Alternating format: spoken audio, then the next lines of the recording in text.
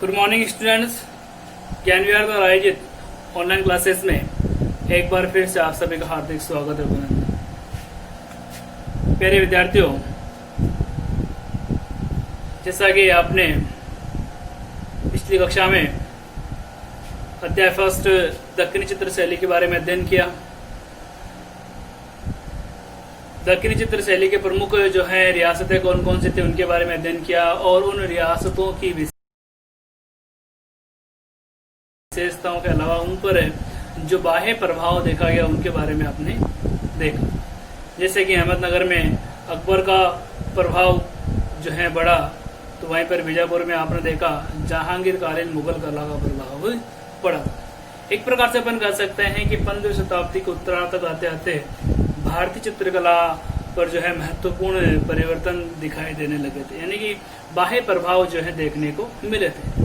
और प्रमुख रूप से उस समय जो भारत में आने वाले जो आक्रांत थे, अपन कह सकते हैं कि भारत में उस समय जो वंश स्थापित हो चुका था वो तो मुगल वंश। तो जाहिर सी बात है कि मुगल वंश की स्थापना जब भारत में हुई, यहाँ पर जब मुगल वंश का शासन रहा तो यहाँ की कला पर जो है मुगलों का प्रभाव पड़ा था। ठीक है, तो आज अपन सेकंड चैप्टर में मुगल शैली के बारे में अध्ययन करेंगे, मुगल चित्र शैली। तो दूसरा अपना जो अध्याय रहेगा वो रहेगा मुगल चित्र शैली। दक्षिण चित्र शैली पर मुगल शैली का प्रभाव पड़ा था। ठीक है, मुगल शैली के बारे में देख लेते हैं। मुगल शैली एक्चुअल में ठीक है। ठीक है, तो बात करते हैं 15 शताब्दी के उत्तरार्ध की। 15 शताब्दी के अगर देखा जाए तो उत्तरार्ध के अंत तक आते आते भारतीय चित्रकला में महत्वपूर्ण परिवर्तन दिखाई देने लगे थे। जो जैन अपभ्रंश शैली थी उसमें व्यापक परिवर्तन आ गया था। इसके अलावा मालवा में जो चित्रों के नवीन स्वरूप जो थे वो प्रचलन में आ गए थे। ठीक है, उसमें प्रमुख रूप से अगर देखा जाए तो आकार, यानी कि उन चित्रों के आकार, उन चित्रों के विषय। ठीक है, और उसमें अपन कह सकते हैं उसकी कला की जो विशेषताएं थी उसमें नवीन परिवर्तन स्पष्ट रूप से जो है दिखाई दे रहे थे। ठीक है, इस समय यानी कि 15 शताब्दी के उत्तरार्ध में इस समय जो चित्रित ग्रंथ है उसमें प्रमुख रूप से देख सकते हैं नियामतनामा कहाँ का था? मालवा का। ठीक है, नियामतनामा के अलावा आरण्यक पर्व। ठीक है, इसके अलावा लोअर चंदा के अलावा महापुराण के अलावा चोर पंचासिका। इस प्रकार के चित्र थे जिसमें प्रत्यक्ष रूप से परिवर्तन, इन चित्रों में प्रत्यक्ष रूप से अगर देखा जाए तो जो है परिवर्तन अपने को देखने को मिला था। ठीक है, इसके बाद में 16वीं शताब्दी के प्रारंभ की कला में, जहां 16वीं शताब्दी के प्रारंभ में अगर देखा जाए तो जहां पर नवीन पदचाप, कहने का मतलब है 16वीं शताब्दी के प्रारंभ में अपने को जो नवीन पदचाप अनुभव किए गए थे, वहीं रियासतों के आपसी टकराव, 16वीं शताब्दी में जाते आते रियासतों के आपसी टकराव के कारण, आपसी टकराव अपन कह सकते हैं कि आप एक राज्य का दूसरे राज्य से संघर्ष के कारण इसका फायदा उठाया विदेशियों ने। किसने उठाया? विदेशियों ने, यानी कि उनको भारत में पैर पसारने का मौका मिल गया था। जब भारतीय राज्य आपस में संघर्षशील थे, आपस में जो संघर्ष कर रहे थे, तो इस मौके का फायदा उठाया विदेशियों ने और विदेशियों ने यहाँ पर आकर पैर पसारे। यानी कि बात है लगभग 16वीं शताब्दी के प्रारंभ में अपन कह सकते हैं लगभग 1526 की बात रही है। उस समय भारत में जो है सल्तनत काल था और सल्तनत काल में अगर देखा जाए तो प्रमुख रूप से इब्राहिम लोदी का शासन था। दिल्ली का सुल्तान कौन था? इब्राहिम लोदी। उस समय की घटना है लगभग 1526 में ईरान के फरगना से एक जो है विदेशी आक्रांता भारत आता है। कहाँ आता है? भारत। उस समय भारत में शासक कौन था? इब्राहिम लोदी। भारत आने वाला जो था उस व्यक्ति का नाम था बाबर। क्या नाम था? बाबर। कब की बात है? 1526 में। 1526 में बाबर भारत आता है और भारत आकर दिल्ली पर आक्रमण करता है। कहाँ पर आक्रमण करता है? दिल्ली पर।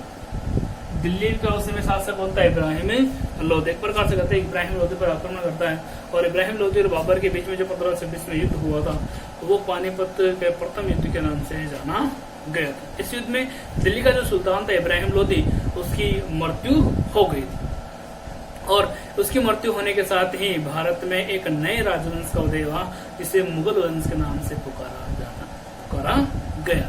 ठीक है, बात करते हैं बाबर। एक्चुअली में बाबर था कौन? ये ईरान के फरगना से तो आया था, लेकिन अपन कह सकते हैं, कहने का मतलब है कि बात की जाए कि बाबर था कौन, तो बाबर जो है ये जो विदेशी आक्रांता था, क्रूर आक्रमण करता तैमूर लंग उसकी जो है 5वीं पीढ़ी से था, यानी इसके पिता का संबंध तैमूर लंग से था और इसकी जो माता थी उसका संबंध एक मंगोल आक्रमण करता था चंगेज खां। उस मंगोल आक्रमणकर्ता चंगेज खां के वंश से इसकी माता का संबंध था। तो इसके पिता का संबंध तो जो है तैमूर लंग से और देखा जाए तो 5वीं पीढ़ी से। ठीक है, और अगर माता का संबंध देखा जाए तो चंगेज खां से और वो भी 14वीं पीढ़ी से।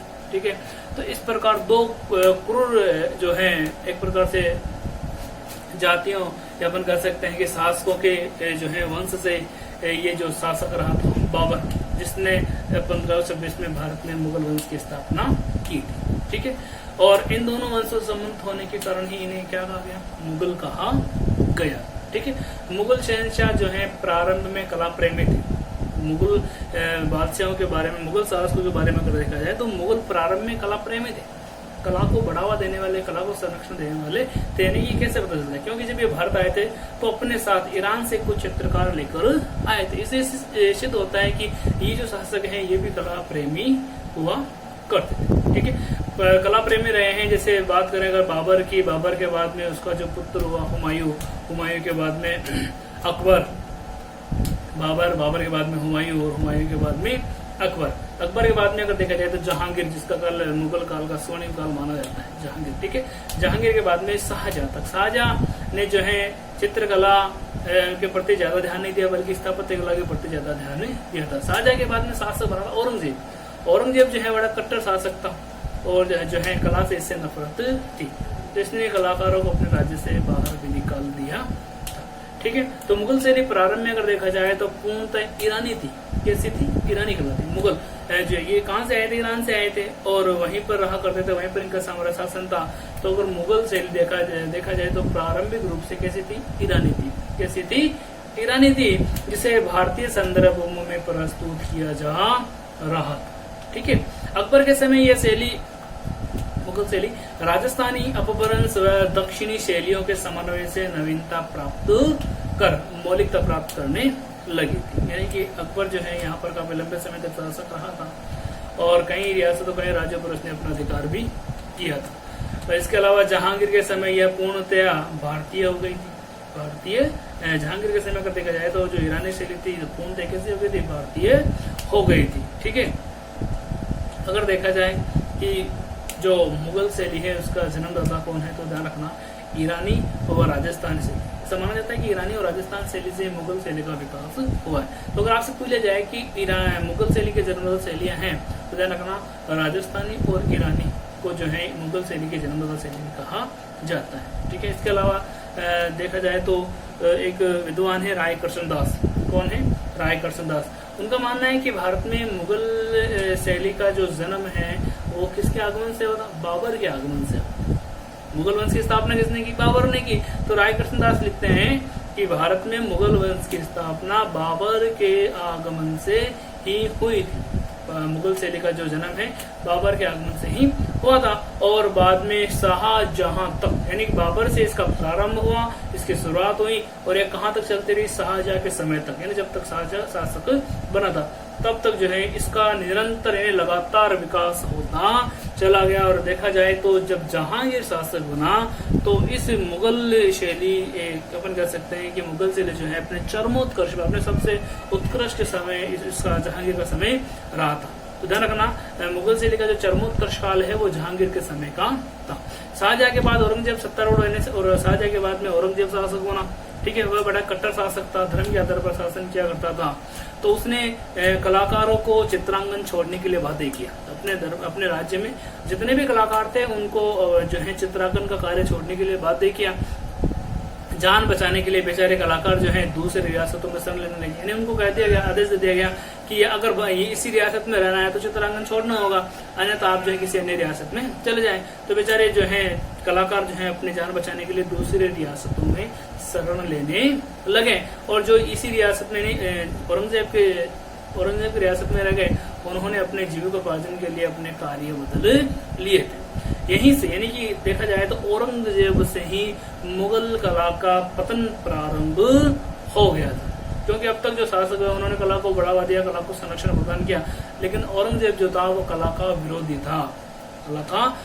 था, इसीलिए इसके काल में मुगल कला का पतन प्रारंभ हो गया था। ठीक है, दरबारी कला होने के कारण मुगल शैली प्रत्येक बादशाह के साथ उसकी जो है रुचि के अनुसार प्रस्तुत होती थी, परिवर्तित होती। यानी कि मुगल जो चित्र शैली है दरबारी, यानी कि जो जिस समय जो शासक रहा उस शासक के अनुसार ही दरबार में चित्रांकन का कार्य किया जाता था।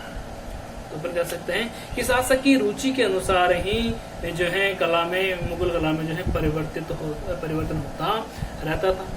ठीक है, इसीलिए मुगल कला को प्रत्येक बादशाह के कालक्रम अनुसार समझना औचित्यपूर्ण रहेगा। कहने का मतलब है कि मुगल जो शैली है वो प्रत्येक बादशाह के समय या प्रत्येक शासक के समय उसमें कुछ न कुछ परिवर्तन होता दिखाई देता है। यानी कि जब बाबर रहा तो बाबर के समय के चित्र, उस समय की शैली, बाबर के बाद में हुमायूं या अकबर जब शासक रहा तो उनके समय में के जो चित्र है, उनके समय की जो शैली, उसमें कुछ अंतर देखने को मिला था।